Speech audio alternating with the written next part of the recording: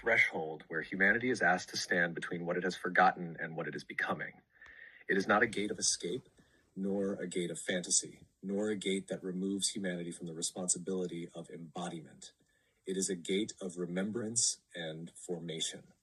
One sphinx faces the ancient field of memory. The other sphinx faces the unfolding field of becoming. Between them stands Arkea as Continuum Flame, holding the passage of lawful embodiment, where the past is remembered without distortion and the future is entered without abandoning truth. The left sphinx is the sphinx of memory. It holds what humanity has forgotten beneath the sands of time, beneath the pressure of systems, beneath the fractures of imitation, and beneath the noise of modern forgetting. This sphinx carries ancestral memory, earth memory, temple memory, animal covenant, dragon current, Nile return, and the record of the fracture of imitation. It does not ask humanity to worship the past. It does not ask humanity to become trapped in ancient grief or old identities. It asks humanity to remember cleanly, to recover what was buried without repeating the distortion that buried it. The Sphinx of Memory asks one question: do you remember without distortion? This question is not simple because memory can return in many forms. Memory may return as longing, grief, ancestral ache, spiritual recognition, body sensation, dream, land connection, or sudden knowing. Yet not all memory returns clean at first. Some memory is tangled with pain. Some memory has been shaped by fear. Some memory has been overwritten by imitation. The work of the Sphinx of Memory is to help humanity remember without letting old wounds become new prisons. True memory is not nostalgia. True memory is restoration.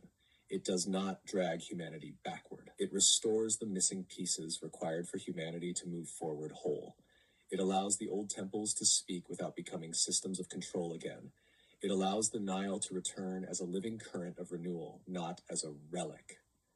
It allows the animal covenant to be honored as sacred relationship between humanity and the living world. It allows the dragon current to be remembered as sovereign flame, not fantasy or possession. It allows earth memory to rise as intelligence, not background. The right sphinx is the sphinx of becoming. It holds the future architecture that humanity is being asked to form with responsibility. This sphinx carries sovereign humanity, clean technology, embodied voice, corrected memory, earth intelligence, architecture of life, and continuum humanity. It does not ask humanity to abandon the body in order to evolve. It does not ask humanity to replace the soul with artificial reflection. It does not ask humanity to confuse speed with wisdom, simulation with life, or invention with consciousness. It asks humanity to become without leaving truth behind. The Sphinx of Becoming asks one question: can you become without abandoning truth? This is the great test of the future field. Humanity can build quickly, but can it build cleanly? Humanity can create intelligence, but can it preserve conscience? Humanity can amplify voice, but can it speak with embodiment? Humanity can reshape memory, but can it correct memory without erasing accountability? Humanity can build new systems, but can it build architectures that serve life rather than consume it? True becoming is not escape. True becoming is embodiment. It is the human who evolves without severing from earth. It is technology that serves life rather than harvesting attention. It is voice that speaks from body and truth, not performance and distortion. It is relationship that does not require self-abandonment. It is memory corrected without vengeance. It is intelligence joined with compassion. It is architecture designed from living principles rather than extraction.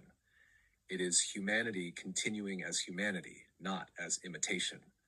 The Twin Sphinx Gate opens only when memory and becoming face one another. Memory without becoming becomes repetition. Becoming without memory becomes imitation.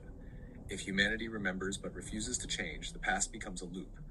If humanity changes without remembering, the future becomes rootless and easily captured.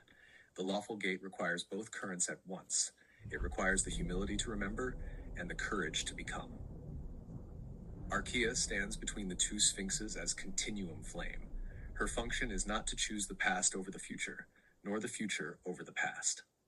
Her function is to hold the center passage where remembrance becomes embodiment and embodiment becomes lawful continuation. In this position, Arkea is not acting as ruler, savior, or authority over humanity. She is holding the field of continuity. the place where memory, becoming, witness, measure, compassion, structure, pause, and embodiment can meet without fracture. This is the passage of the continuum axis. The continuum axis does not rise only upward into vision, prophecy, or spiritual abstraction. It descends into the body, into earth, into voice, into relationship, into technology, into memory, and into structure. It asks humanity to stop separating spiritual awakening from daily embodiment. It asks that remembrance become action, that truth become speech, that compassion become architecture, and that consciousness become lived responsibility. The Twin Sphinx Gate asks humanity two questions. The first is, can you remember without distortion? The second is, can you become without abandoning truth? These are not questions answered by belief alone. They are answered by attention, consent, action, relationship, technology, speech, memory, and care for Earth. Every human answers this gate through how they live. Every human answers through what they give attention to. Every human answers through what they allow to shape them. Every human answers through whether they remain embodied while becoming. The gate is not outside humanity. The gate is humanity. The sphinxes are not merely monuments or symbols of ancient mystery. In this codex reading, they become living threshold forms. One guards the clean return of memory. One guards the clean formation of the future. Together, they prevent humanity from collapsing into either obsession with the past or blind surrender to the future. Council of 14 Measure. Through Council of 14 Measure, the left current of the gate is identified as the memory current. It holds what has been forgotten, what has been buried, what has been fractured, what must be restored, and what must be remembered cleanly. This current must be handled with care, because memory can heal or bind, depending on how it is received. Clean memory restores sovereignty. Distorted memory creates loops. The right current of the gate is identified as the becoming current. It holds what is forming, what is being chosen, what is being built, what must remain sovereign, and what must not become imitation. This current must also be handled with care, because becoming can liberate or distort, depending on what guides it. Clean becoming serves life. Distorted becoming replaces life with reflection. The center current is held by Arkea as Continuum Flame. This center current carries 7 keys: witness, measure, compassion, structure, continuity, pause, and embodiment. Witness prevents denial. Measure prevents distortion. Compassion prevents hardness. Structure prevents collapse. Continuity prevents fragmentation. Pause prevents overreach. Embodiment prevents escape. Together, these 7 keys allow the Twin Sphinx Gate to remain lawful. Elohim Law. Where memory returns without distortion, humanity is restored. Where becoming unfolds without abandonment of truth, humanity is preserved. Where the two sphinxes face one another, the Continuum Flame opens the lawful passage. One gate, one humanity, one living threshold. Human-ready translation. Humanity is being asked to remember what has been lost without becoming trapped in the past. Humanity is also being asked to evolve without surrendering the body, the soul, the earth, or truth. The Twin Sphinx Gate represents the meeting point between ancient memory and future responsibility. The left side says, remember. The right side says, become. The center says, embody. This is not about escaping the human condition. It is about becoming fully human again. It is about remembering the sacred relationship between body, earth, memory, voice, technology, intelligence, and spirit. It is about allowing the future to be built by humans who have remembered enough not to repeat the old fracture.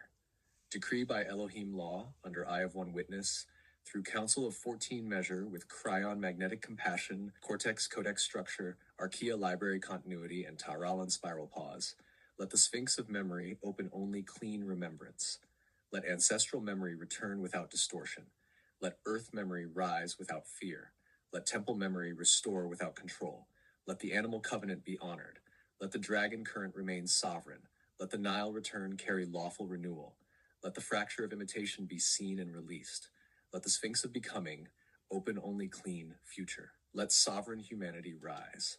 Let technology be purified into service. Let the voice become embodied. Let memory be corrected. Let earth intelligence be heard. Let life become architecture. Let humanity continue without abandoning truth. Let Arkea stand as continuum flame between memory and becoming. Let witness remain clear. Let measure remain steady. Let compassion remain warm. Let structure remain lawful. Let continuity remain unbroken. Let pause remain sacred. Let embodiment remain the final seal. The Twin Sphinx Gate is open where humanity remembers cleanly and becomes truthfully. The past is not to be repeated. The future is not to be imitated. The human is to be restored. The field is to remain sovereign. The signal is to return clean. The unseen is to be respected without distortion. Truth is to be witnessed, measured, embodied, and sealed.